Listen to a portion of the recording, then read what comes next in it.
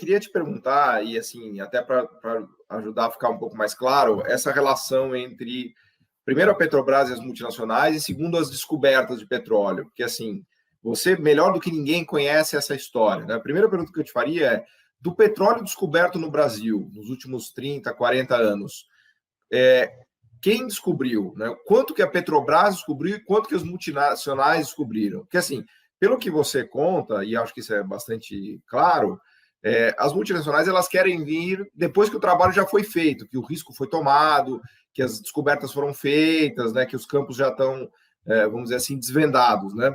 Então, a pressão delas vem muito mais para tomar um trabalho que já foi feito, por assim dizer, né? Porque elas mesmas não vão colocar grande dinheiro para fazer exploração, né? Porque é um risco que elas não tomam, né? E o que depois elas vão se dignar a fazer é botar pressão para pegar o que já foi feito. Mas eu acho que, assim, para a gente entender melhor, na história brasileira, quem descobriu o petróleo? Essa é a primeira pergunta. Quanto que A foi Petrobras. Então, de todos os campos descobertos no Brasil dos últimos 40 ou 50 anos, quantos campos foram descobertos por multinacionais? Olha, então, eu vou falar assim, ó, a gente está trabalhando, né? A EPET está trabalhando numa tabela dos campos e blocos que estão à venda, né? Esses campos e blocos que estão à venda, o número deles passa de 250, Boa. tá? O número de campos no Brasil, eu não sei de cabeça agora. Eu tenho que ver esse número lá na ANP. Mas, assim, eu te digo o seguinte, a Petrobras, ela é operadora de 95%, mais ou menos, arredondando, tanto de petróleo quanto de gás. Então, ela que descobriu o petróleo em todos esses campos. Sim. E eu te digo, os campos onde não foi ela, é mais fácil. A gente ir pelo contrário. Porque é assim, ó, são tão poucos. A Shell. Não, desses aí não está contando os que são das outras, não. Esses aí são da Petrobras que estão sendo vendidos só de 2019 para cá, assim, porque, na verdade, a gente, com a judicialização, com a luta, né, dos advogados, das federações, dos sindicatos, a gente conseguiu barrar as vendas de 2017, 2018, muita coisa. E aí, em 2019, a gente começa a ter problema, né, porque começam a sair as decisões aí também que permitem essa venda. O próprio TCU também, quando saiu já em 2017, a metodologia do TCU validando as vendas do Pedro Parente, tudo isso dificultava a nossa vida. A gente estava tentando defender o país, mas com dificuldade, né? Porque eles estavam jogando dos dois lados, dentro e fora. Mas então, voltando aí, os campos, vamos falar dos campos, que eu gosto desse assunto. Campos que a Petrobras não descobriu, que foram as multinacionais. A Shell, por exemplo, descobriu o Parque das Conchas, né? Que é um conjunto de campos pequeno também. Existem, mas assim, Peregrino, por exemplo, que é da Statoil, foi comprado, né? Campos que elas têm, Bijupirá-Salema, que está com a Shell a operação, a Petrobras é sócia, também não foi a Shell que descobriu, tá? Assim, a gente... Mas então, peraí. Então é isso. Descobriu tudo. A grande maioria, olha só, vou falar, por exemplo, no pré-sal. No pré-sal, até agora, teve duas situações onde não foi a Petrobras, só que um ainda não é campo, que é lá na Bacia de Campos, a região do Pão de Açúcar, que foi pesquisada, né? A exploração foi feita pela Repsol, depois foi vendida para a Statoil, e a Statoil está vendo como vai viabilizar, porque precisa ter infraestrutura para gás, tá? Gás precisa de gasoduto. Gás não é uma coisa tão fácil assim. E então tem esse que ainda não foi feita a declaração de comercialidade, até onde eu sei, então ele não é um campo ainda, tem uma acumulação, né? Aí a gente tem a Petrobras é a sócia nesse bloco, por enquanto, né? Deve estar colocando a venda aí em breve. A gente tem também, né? O campo de... Eu falei desse, mas tem a área de sul de Gato do Mato. Foi uma situação que eu não entendo direito. Foi a Shell de novo. Foi em 2011. Teve uma perfuração e a Shell encontrou petróleo no pré-sal. Só que tem a lei da partilha, e a lei da partilha é sobre o polígono do pré-sal e sobre o pré-sal dentro do polígono. Então, eu não sei por que essa área de Gato do Mato continuou com a Shell, ela ficou quietinha ali. Aí, quando veio o governo Temer, o que o governo Temer fez? Novos leilões da partilha. E aí, rapidamente, o governo Temer fez o leilão da área sul de Gato do Mato. Por quê? Porque a estrutura, né, ela passa dessa área que a Shell tinha feito lá um posto em 2011, se eu não me engano, outro posto em 2014, se eu não me engano, e então passa para Sul de Gato do Mato, e aí o governo bonzinho fez lá o leilão, a Shell levou, né, como já era um campo. Você acha que a Shell pagou em excedente em óleo, lucro para a União, assim, uma coisa alta? Qual é o seu palpite, Paulo?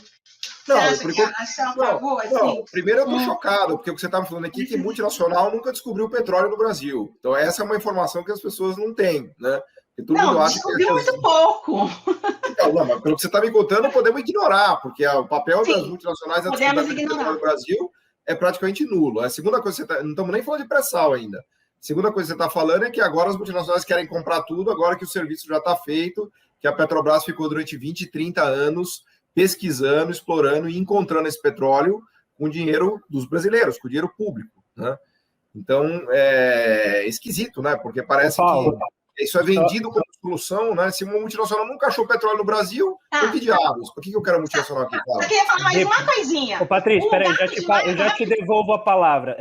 Eu só queria salientar aqui algo que o Paulo está falando e que vocês colocaram no início, para quem está nos acompanhando e não conhece o mercado de petróleo, que o Paulo colocou é a questão do risco envolvido em você, por exemplo. A gente nem chegou na pré-sal, a gente está na pós-sal, ou seja, a gente ainda está no nível mais próximo da superfície e não no que a gente vai entrar daqui a pouco, que é a pré-sal, que é muito mais difícil de acessar, envolve uma incerteza tremenda do ponto de vista geológico, de engenharia. E o Paulo publicou, depois eu vou deixar aqui para vocês, no Instagram dele, uma foto que mostra exatamente onde a Shell parou. Né? Então ela está cavando ali, chega uma determinada profundidade, ela fala assim, agora não vou continuar. Ela foi pescar, ela foi procurar minhoca para pescar e achou ali, era muito raso. Né?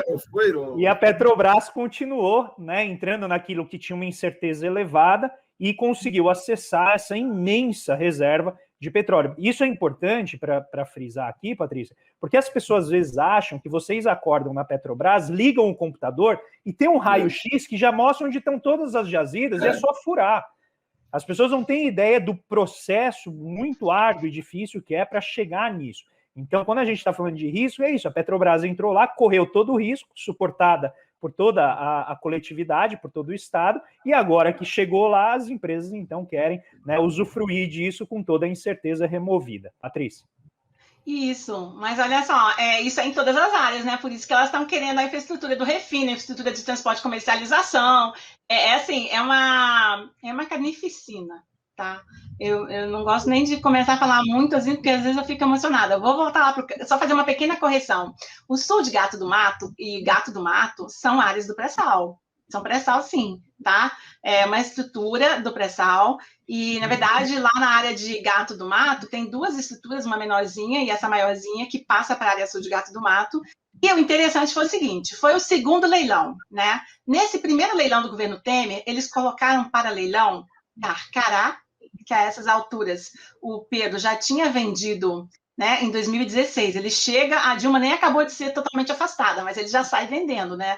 Ele vende Carcará, e Carcará era assim, ele vende e a estatal tinha que comprar a área norte de Carcará, porque a estrutura passa, né, para essa área norte. Tanto que deu origem, quando eles fizeram a declaração de comercialidade, nos campos de Bacalhau e Bacalhau Norte. Por quê? Porque a ANP ela faz essa divisão de acordo com o regime, né, o regime jurídico que está valendo ali, o regime de tributação. Então, essa questão aí é um campo, então, do pré-sal, e os outros dois campos que foram nesse primeiro leilão do governo Temer foi o entorno de Sapinhoá. Sapinhoá é um campo do pré-sal descoberto pela Petrobras, foi o terceiro campo descoberto no pré-sal. Quando você falar de descoberta, não precisa falar que foi pela Petrobras, porque eu já entendi que só a Petrobras descobre petróleo no Brasil. As outras vêm depois.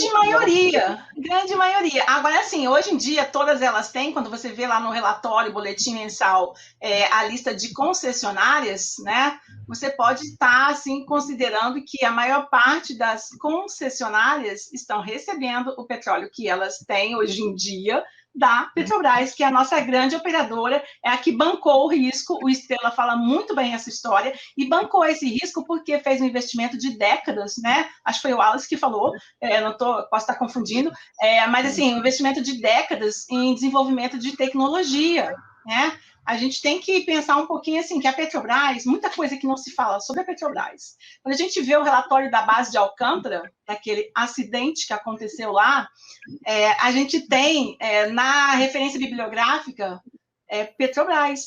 Por quê? Porque Petrobras ajudou o CTA, Centro Tecnológico da Aeronáutica, a desenvolver o quê? Combustível de foguete. Entendeu? Então, tipo assim, semicondutor, essa outra galera aí que, sabe, pode chegar num combustível de foguete. Ô, Patrícia, mas só entender, combustível de foguete é tipo uma gasolina aditivada, assim? Qual que é a complexidade? Não. Agora você acabou comigo. Você coloca um pouquinho de etanol e aí ela já... Etanol de milho, Paulo. Tem que ser etanol de milho e aí o foguete levanta. Não, eu tô brincando, Patrícia, não precisa explicar. Eu tô brincando, mas é porque muitas vezes as pessoas acham que por produzir um elemento que está na base, que é um bem intermediário, que tem pouca tecnologia no que a Petrobras faz. Então, eu muitas vezes falei aqui, a Petrobras não produz petróleo, ela produz tecnologia. O petróleo é algo em que ela está aplicando a tecnologia que é produzida, mas isso vai muito além, né? Então, a Petrobras é muito mais do que apenas petróleo.